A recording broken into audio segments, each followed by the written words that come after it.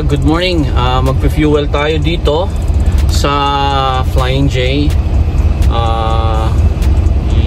I-share ko sa inyo kung paano kami nagpe-fuel dito, no? Kung ano yung ginagamit namin para makita nyo rin, mga kapatid, ano? So tara, samahan nyo ako. Magdi-diesel tayo, pupunuin natin bago tayo bumiyahe ulit.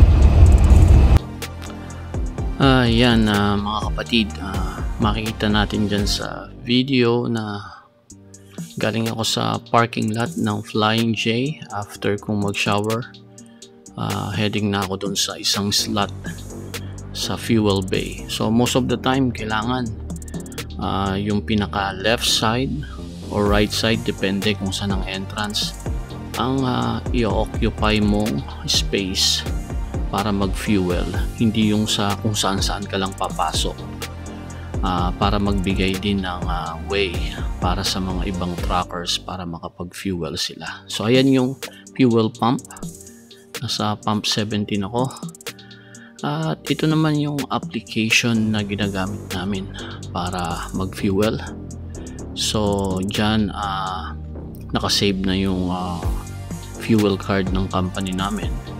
Kita nyo, in-enter ko yung PIN number at ayun yung card, sinelect ko, and then saselect ako ng diesel at ng DEF, and then continue lang. So hintayin lang natin ng konting mag-load, and then dyan ilalagay mo ang unit number ng truck number mo, and then continue, and then yung PIN number at yung ID, and then continue lang. And makikita nyo doon sa gawing kaliwa na merong code number na na-generate. Yan yung i-enter natin doon sa pump para makapag-fuel tayo. So yeah, importante yung code number na yan na gagamitin natin. And before we fuel, kailangan mag-change tayo ng status to on duty, from driving to on duty, and then isa-select doon is fuel, then click OK. Yan yung status mo sa ELD, huwag natin kakalimutan yan, para ma-record na tayo ay nag-fuel. At dito na tayo sa pump. Yung code na nag-generate, kailangan natin yung i-enter sa pump. So make sure na same code number ang i-enter natin dyan. We make sure na parehas yan before we proceed na i-enter ang green button or yung enter doon sa keypad ng pump.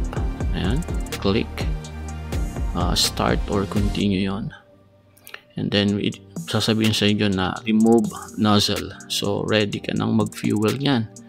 So makita mo nandyan sa left side nya yung nozzle, fuel nozzle na kulay yellow. Yung nasa bandang kaliwa, dyed diesel yan. Hindi kami gumagamit yan. Ewan ko ba kung sinong gumagamit niyang dyed diesel. Itong ginagamit namin, itong nasa unang ito. And yeah, magkabilaan yan. So unahin ko to, no? Uunahin.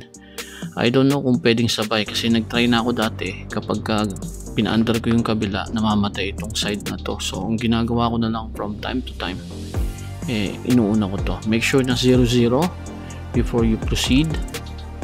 At nakita nyo kanina na inangat ko yung pinanggalingan ng fuel nozzle para magsimula na ako mag-fuel. At gumagana na rin yung counter doon sa fuel pump.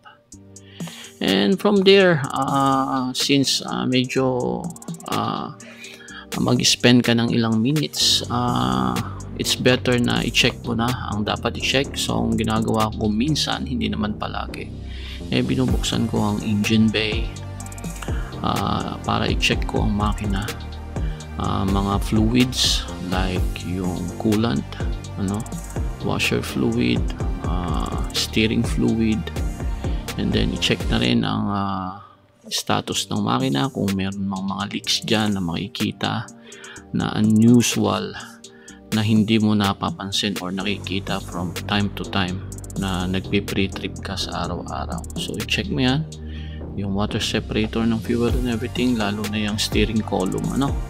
And then check mo rin dyan kung merong unusual dyan sa loob ng gulong mo. Baka may so yun lang, check mo. And then you can also linisin na yung windshield. Napaka-importante yan, lalo na kapag summer, maraming bugs na tumatama dyan sa ating windshield at hindi kayang linisin yan ng ating wiper. So every time na mag-fuel tayo, see to it na lilinisin natin ang ating washer fluid, and also yung windows na rin natin, kasi kapag ginagamitan natin ng washer fluid, pumupunta dun yung nililinis natin sa windshield, pumupunta dyan sa mirror and then sa window. Pwede rin natin linisin na yung mirrors natin, at the same time yung ating headlights. So pwede natin gamitin yung panlinis na yan from the fuel store, yan. So yan, mahirap talagang alisin pag minsan yung dagta, parang dagta yan, dumikit, lalo na pagka natuyo na. Napakahirap alisin ng mga insekto na yan na dumikit sa ating windshield. At yun, magkabilaan yan.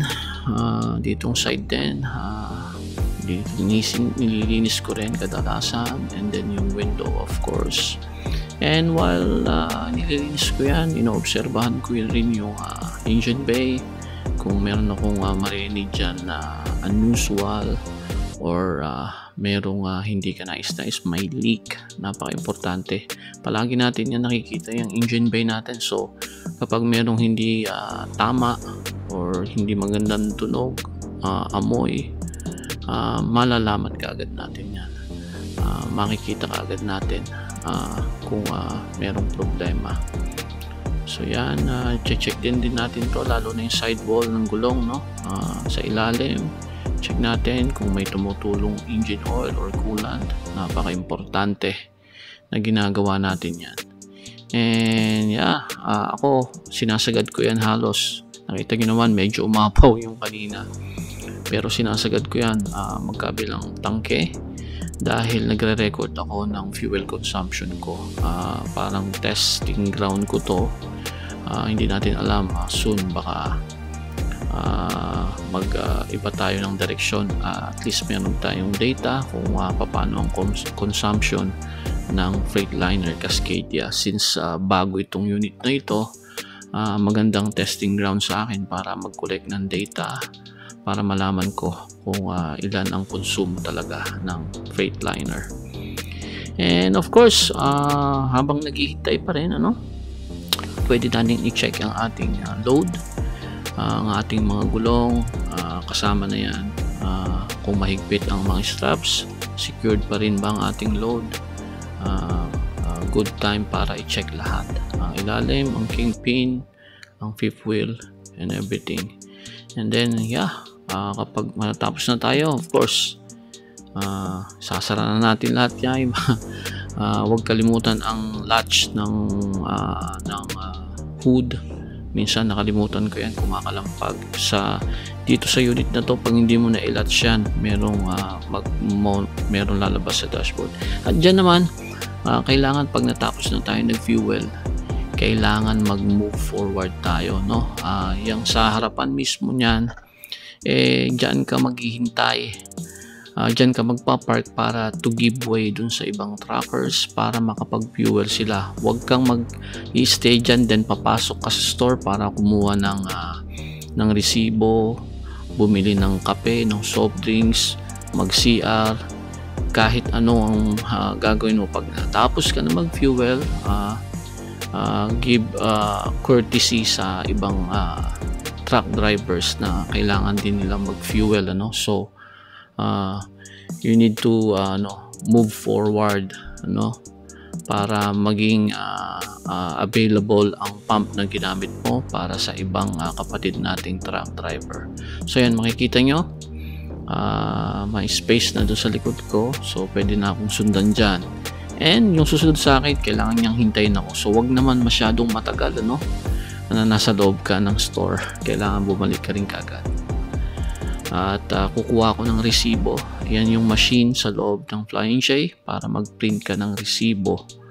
Ayan, makikita mo, hinihingi dyan yung truck number lang. At merong record yan dahil yung app ang ginamit ko kanina, diba? So nakita nyo, nandiyan ang pangalan ko, print. 1 copy, pwedeng 2 copies. So kailangan natin yung resibo na yan, ano, kasi proof yan na nag-fuel tayo at kailangan yan ng company sa atin. At yun po ang pag-fuel dito sa mga fuel station dito sa North America. I hope na meron po akong naibigay na konting kaalaman at informasyon. Maraming salamat po. At yun po yung ating proseso kung paano po tayo mag-fuel dito sa Flying J gamit ang aming company card at automated lahat. Hindi mo na kailangan ng cashier or teller para mag-fuel. So yun lamang po. Hope na kahit pa paano nakapagbigay po ako ng informasyon. Maraming salamat. Hanggang sa muli po. Manibelang Pinoy. Isang magandang araw.